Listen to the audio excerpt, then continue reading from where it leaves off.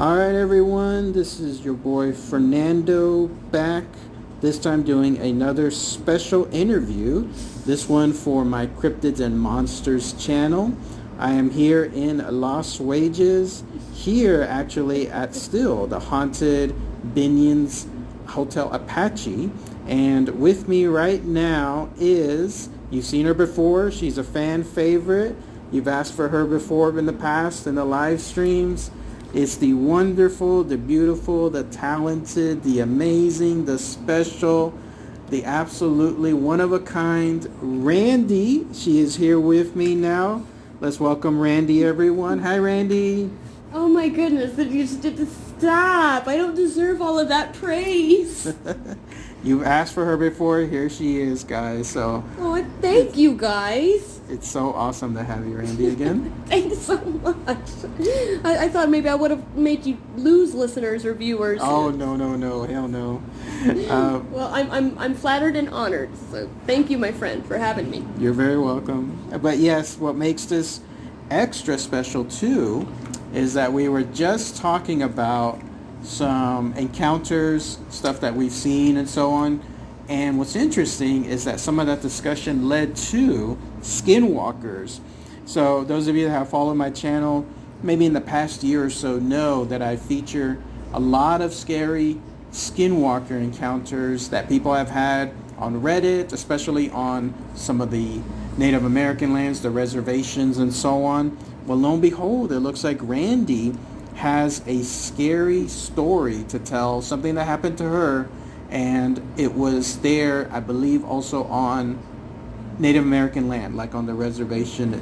Pretty nearby. Yeah, I was driving in between. I was traveling between New Mexico and Nevada, or sorry, Nevada. What I've learned to say Nevada, but Nevada is what you know. What? Okay, that's not important.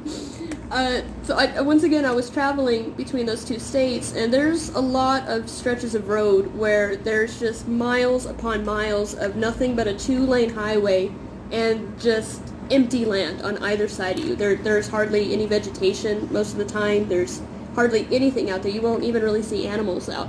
It may be even a few hours before you actually see another driver. It's especially the time of days and nights that I would travel. But road hypnosis aside, like, I'm used to making long drives, even by myself. I will find ways to entertain myself. Like, I often tell myself stupid jokes. That helps. But at one point in time, it was not even at night. It was in the middle of the, like, late afternoon. And again, I hadn't seen another driver for miles and miles. And I was just, cruising along, trying not to fall asleep. And then I see someone walking on the side of the road, the same side of the road that I'm driving on, and they're walking away from me. And oh, wow. I thought it was like a hitchhiker or something at first. That, they didn't have their thumb out, they weren't trying to draw attention. You can hear my car coming from several yards back. But they were just walking, but as I got closer, it looked like they were, like, tweaking, or they were, like, they were moving kind of weird. Twitching? Spasmodically? Something like that? Kind of. I mean, that's what I thought it was at first, but as I drove closer, I realized I'm processing this over a couple of seconds. But I get closer and I realize that the movements are not really natural, how someone would walk. And, at these weird angles, and they're just, like, it looked like someone it looked like a zombie having an epileptic seizure. Wow. And trying to walk down the street, and it was so bizarre. I mean, like, I thought I was maybe hallucinating or something. I was sleep deprived, but it's like I've never been so sleep deprived. I would see something that corporeal, and I drove past, and I wanted to keep looking, but I also didn't. And so, I shook it off. I'm like, okay, I've been on the wide open road too long, and I just need to get to the next town, maybe have a cup of coffee. Well, I get a few more miles down the road, there's still no drivers. There's still not even a cow or a coyote on the side of the road. And then, I would say about 100 yards ahead of me, I see someone walking along the side of the road. No. And I get closer, oh, no. And it's that same person, or whatever it was, and it was moving exactly how I saw it last time. Except this time, as I got closer, it started to kind of, like, stop like it was going to acknowledge me. And, like, you know how when you see, like, if you're seeing someone from behind and you see them as they start to turn before they actually turn, I saw them do that. And I just went, fuck no, pardon my language, but fuck no, and I just hightailed it out. I did probably about a $1.05 getting out of there. Oh my God. No, that was not fun. So, again, you were by yourself. This was in the evening.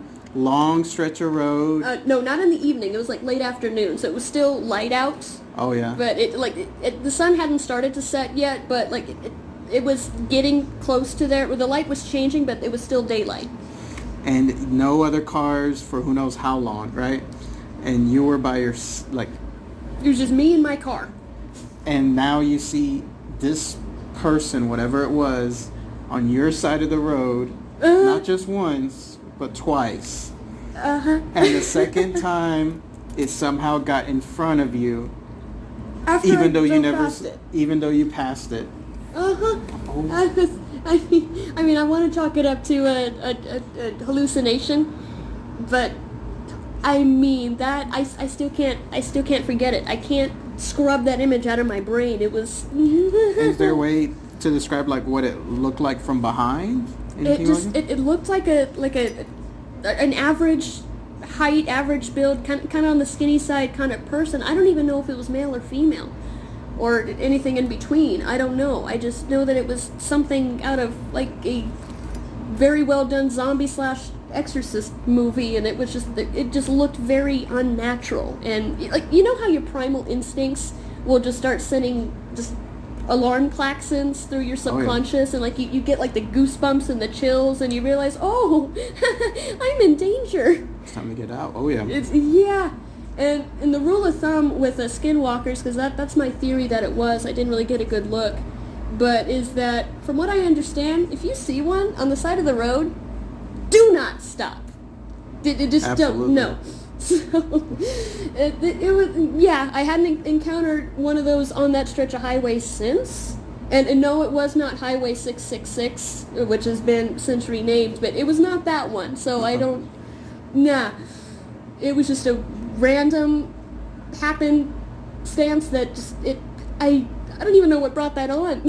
Wow. What an amazing story. I mean, obviously a frightful story, obviously an encounter that I got goosebumps just talking about it. nobody should ever run into, but still, that's really matches a lot of the stuff that I've talked about on my channel when it comes to what people have seen out in those type of lands. Like, it's just so scary at the same time. And it was not a full-on encounter per se, instead of just driving by as quick as possible, but it's still the sensation. It was one of those the creepiness, like it's just up there, right? Like, yeah, my primal instincts were just on edge, and even though it like both of those instances were just a few seconds, it felt like forever, and it was just, I was not like, I'm like, oh, I think I'm being hunted, or it was one of those feelings, and I didn't like it. One last question then. That stretch of road, was it a very long straight road, or was it at one point between both sightings, like did it curve, did it go over a hill, like, or did it just appear on the second go round, like out of nowhere? Well, it's like imagine that the first time I left it behind, and then I kept driving on, and I happened to see someone else walking along that same stretch, but it wasn't someone else, it was that same, I drove past it for a few miles, I would say about 10 miles or so, and I was seeing that exact same, what I just left behind was right there again. It was like a deja vu, but it was corporeal. Wow. I wish I could describe it. It was very unsettling. Like, I don't know if you've ever had that like sense of impending doom. I don't. If you haven't experienced it, it's very hard to understand and even harder to explain. But it was just one of those like, oh boy, am I gonna die? Might I die? Something bad's gonna happen. I already have bad luck. This is not gonna. I'm out of here. Yeah. And I didn't want that thing to look at me. I just like, something told me I do not want to see its face. You just gave me the chills even thinking about that. No, wow, what a story. Keep in mind, guys, this is the first time I'm hearing this too. So what you're hearing now is the same sensation that I'm hearing in terms of the creepiness on there. So Las Thank you. Vegas after midnight.